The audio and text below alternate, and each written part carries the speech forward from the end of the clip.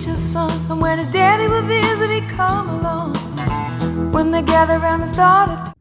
Bonjour à tous, donc aujourd'hui voilà, on a décidé de se retrouver chaque mois maintenant pour poser une petite vidéo, surtout pour développer un petit peu le comportement responsable des golfeurs sur le parcours.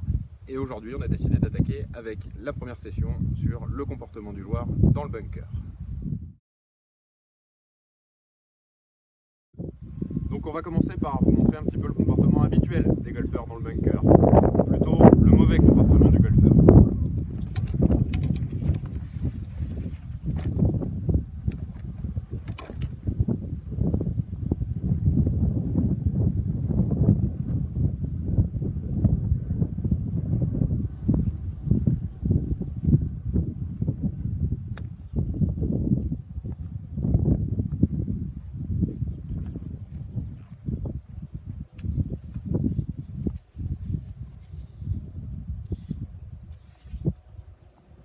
Vous venez donc de voir le comportement habituel des golfeurs dans un bunker. Je me propose maintenant de vous montrer plutôt ce qu'on attend de vous en tant que golfeur responsable.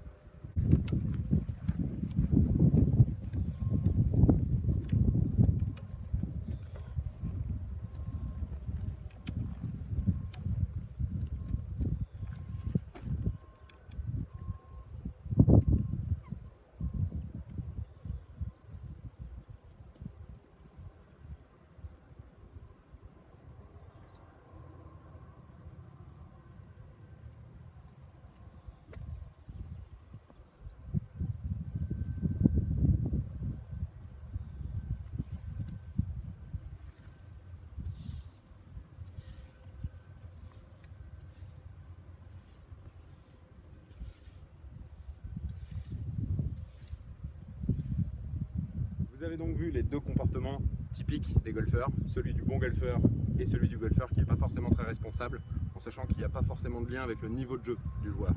Le bon comportement, on va plutôt revenir dessus, c'est d'arriver, de se munir du râteau, ça c'est la première des choses, c'est un gain de temps, de chercher à se débarrasser du sac à l'endroit où on pourra le récupérer le plus facilement, encore une fois pour un gain de temps, de rentrer bien évidemment dans le bunker par les parties basses et surtout par la partie la plus proche de la balle.